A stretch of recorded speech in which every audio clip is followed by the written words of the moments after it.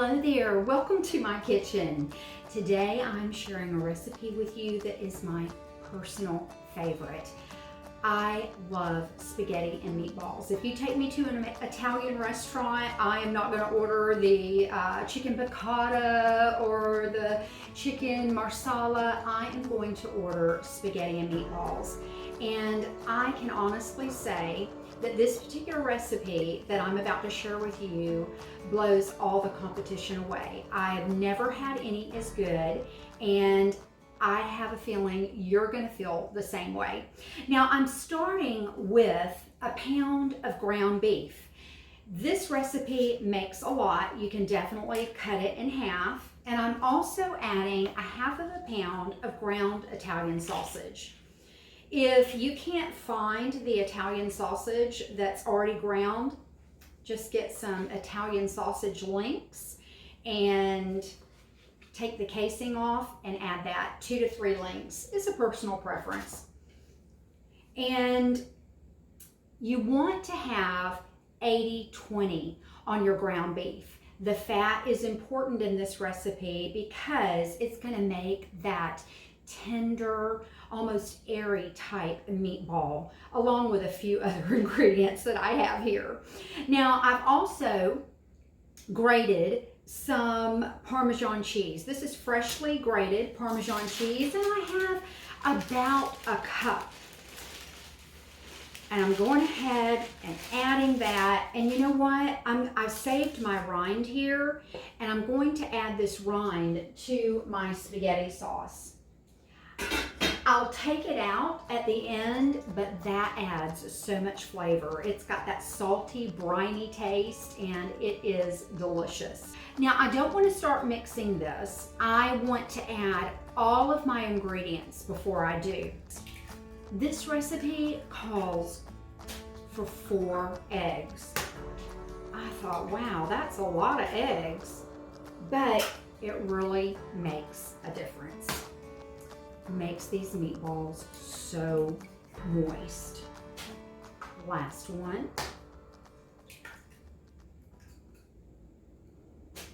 And this is a half of a cup of half and half. You can use whole milk if you like. You don't have to use half and half, but I will say that the higher the fat content, the better texture in the meatball you're going to get. So I like the half and half in it. I've also been known to add whipping cream. Yeah, you heard me. Now I've got some Italian seasoning here, and I'm going to add a tablespoon. That's personal preference. If you want less, then feel free to do that, or more. And I'm going to add just about a teaspoon of salt. I don't want too much salt in this because the Parmesan cheese has salt, so I'm just going to keep that on the light end. Now I am going to add this garlic.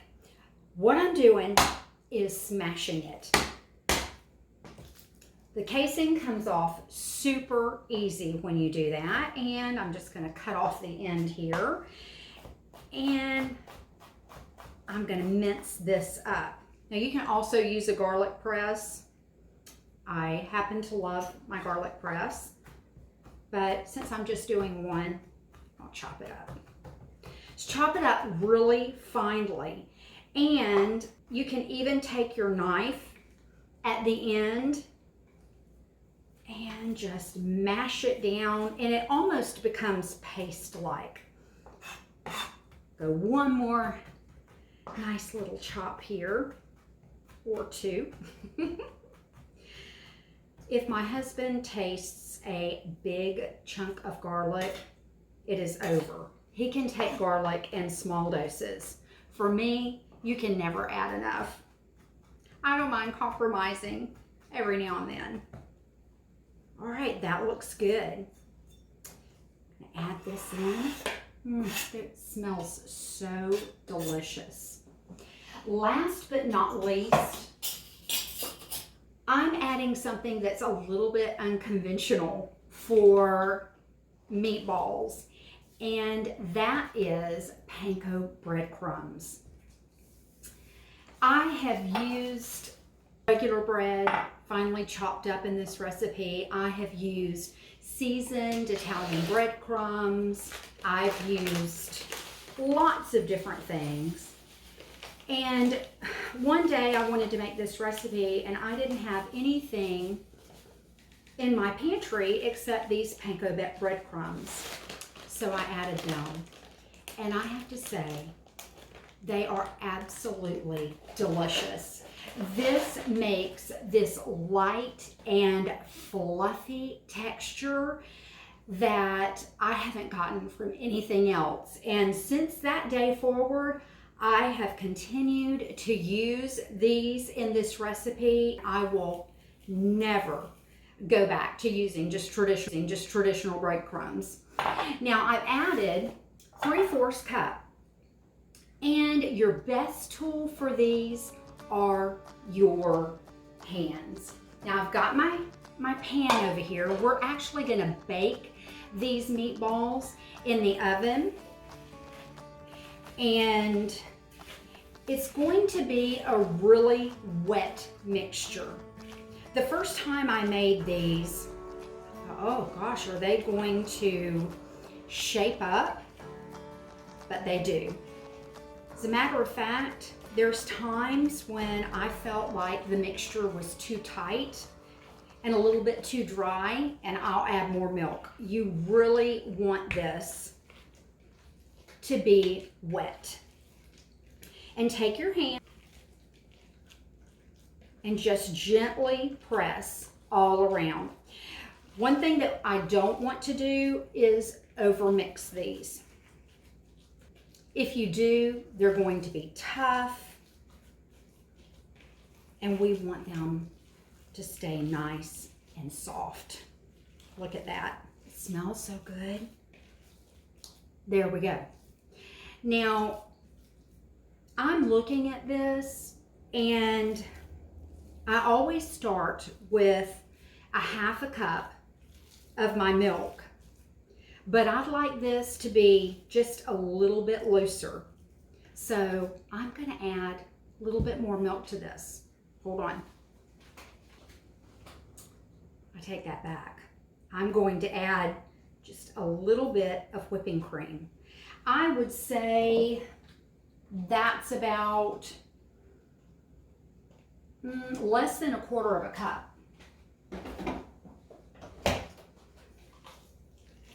Gonna mix that together, and again, just take my hand and scoop it from the bottom and fold it over.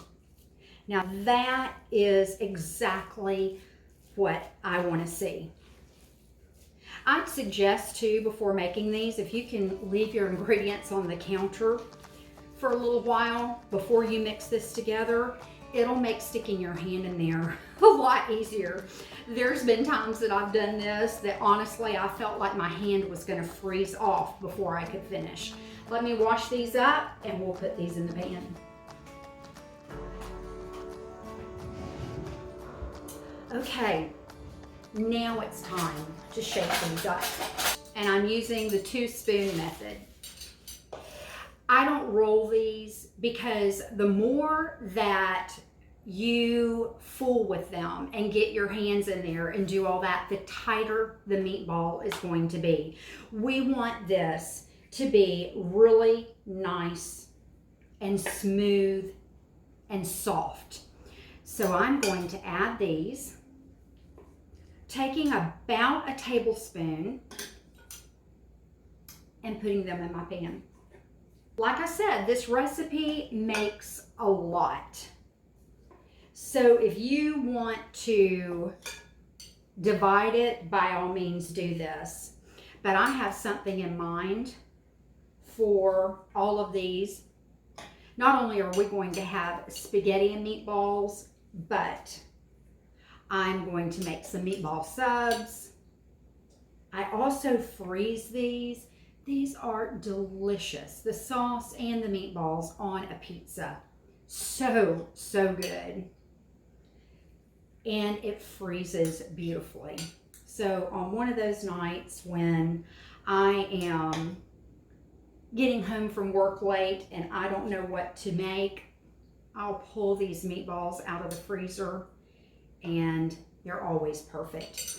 Now, I'm adding these really closely in the pan. They're going to shape up as they cook, but also once they are finished cooking, we're going to add them to our sauce. I'll tell you more about that in a minute. Last one. Look how many meatballs that I've got here, and I've also got an extra pan, and like I said, I'm gonna bake these and freeze them. Now I have my oven heated to 350, and these are gonna cook only for about 15 minutes. Put these in.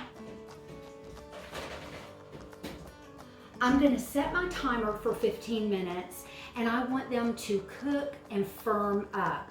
Then I'm going to take them out of the oven and add them to my spaghetti sauce. So let me do that and get cleaned up, and we'll be right back.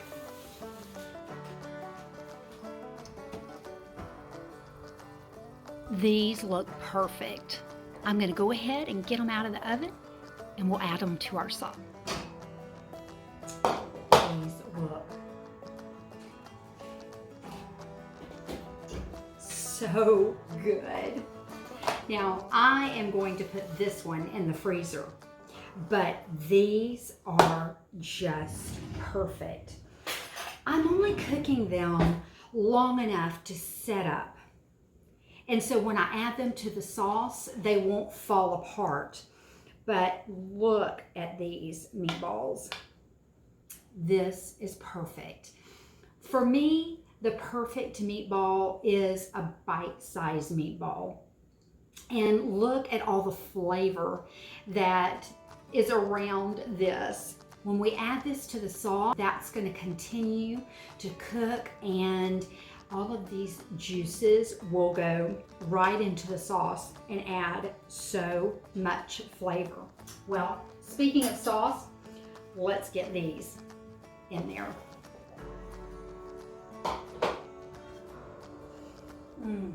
That smells so good.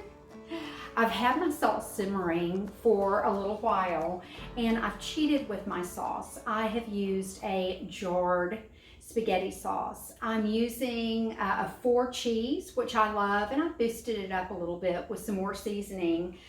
But when I add these meatballs to this sauce, it will transform it. Now I've got my Parmesan cheese, and I'm going to scoot that to the back. Just my rind here. Let's see, this is too hot. I'm going to start adding these. Now I am adding all of this. I don't want any of this flavor to go to waste. These are going to continue to cook and separate once they're in the sauce. You know what? Let's just do it like this.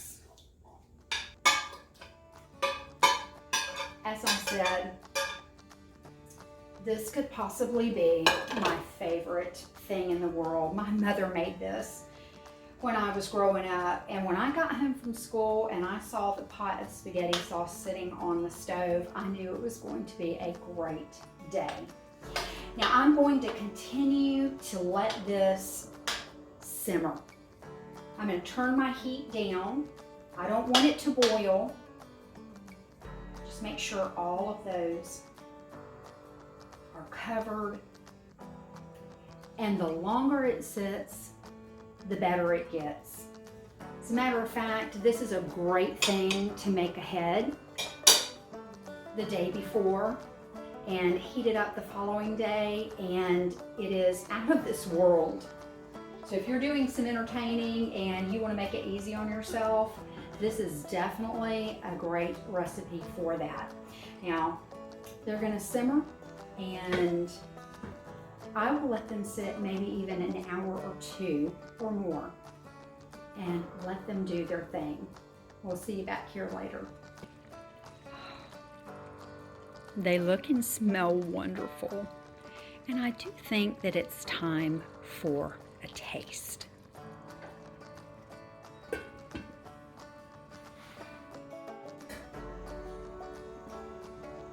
I just can't wait any longer. I skipped lunch today and it's gonna be a while before we have dinner, and I cannot wait to try these meatballs. I'm gonna add a little bit of shredded cheese, and let's see how they turned out. Look how soft that is. They've been simmering about an hour and a half.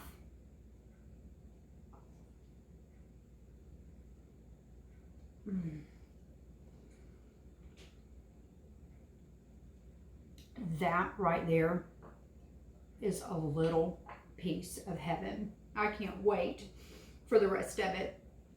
I hope you will try this recipe. I hope that you have a fantastic day. God bless you. You are definitely a blessing to me. I'll see you later.